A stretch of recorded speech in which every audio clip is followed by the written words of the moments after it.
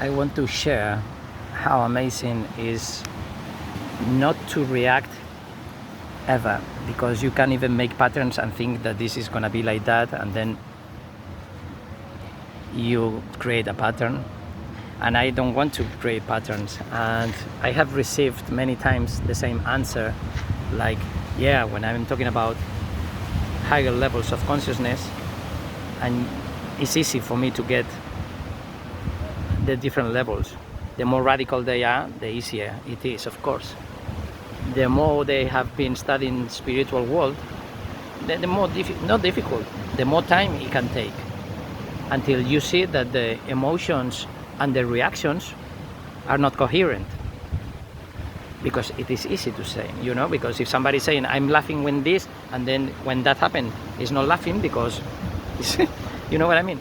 It's an example. When there is not this kind of genuinity,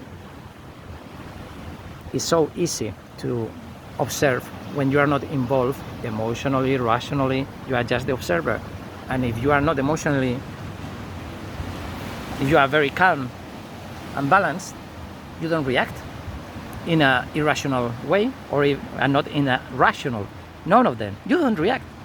You just observe and see. And when somebody tells me I'm going back from that, like I've been there before, because I was talking about feelings, emotions, crazy world, many different things, and he was following me, and I was also already talking about this, but the story is about the differentiation of the different answers. So he was paying a lot of attention and she was not paying attention, and both of them recognized, yes, I'm following you, I'm very connected, and she was like, I don't give a shit because I know what you're talking about. Okay, perfect. So I kept talking with him, and I said, and you know this, right? Because I said, okay, perfect. I was feeling like, wow, I met someone that knows what I'm talking about. Perfect. So then I started talking with him, and then they started talking about their own universes. I said, okay, what I'm talking about is much higher than, it's about breaking all kind of conceptual things. Of course, he is not there, but she could be there.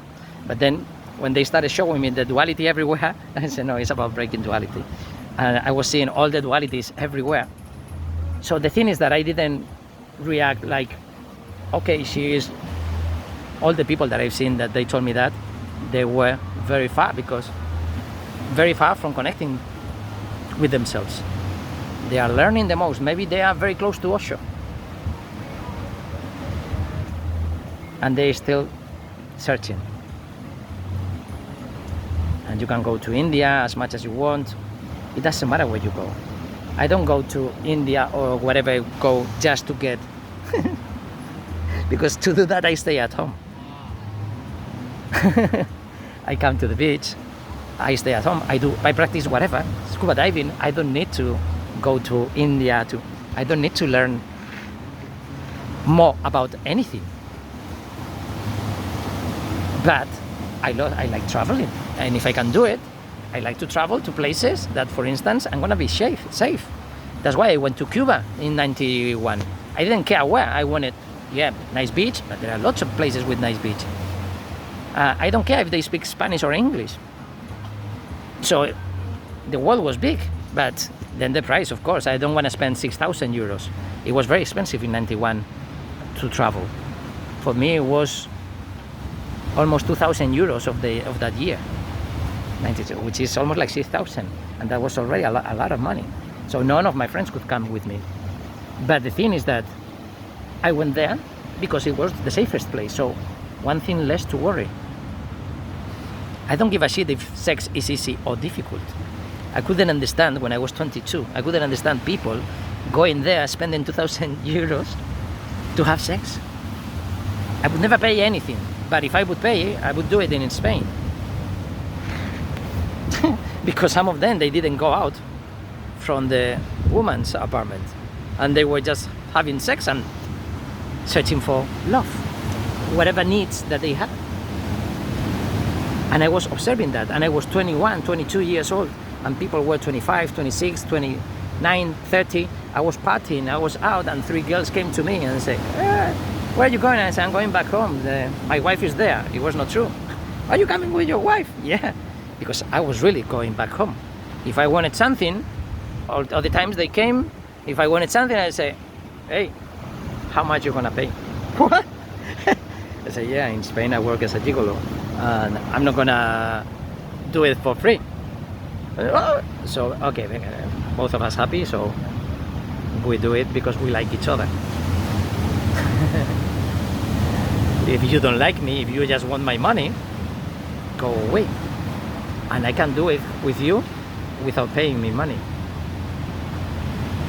And people were, there was a black woman and she was almost white, pale, no? When she, if something you would pay me. She was like, what the fuck? And I was not an incredible, beautiful, amazing guy. But I knew 100% that I was, if you want to have sex, good sex, fun, something else than just putting your cock in a hole. And that's the way it's always been. Everywhere in my life, it doesn't matter if I am in Spain or if I am anywhere. Most of the times I'm not having sex.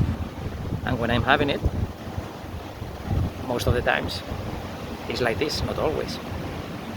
And that's the way people are not living life, because they are more obsessed for whatever reason. They are feeling this sexual heat and they need to calm it. And when they make it bigger, the heat is bigger and bigger, and then you need a prostitute or whatever you can have, or rape or whatever, because your instinct is growing with no control, because you are not aware of this growing thing that is making you suffer, and you only feel calm when you pay the prostitute or when you get a shot or whatever, or you smoke weed or you play in the bingo. It's always the awareness is the only thing that will calm you, because it will put you in a reference to compare with anything else, and you can feel that what you are feeling is not so good, and you could just stop feeling it. How? Meditate. Be aware of everything.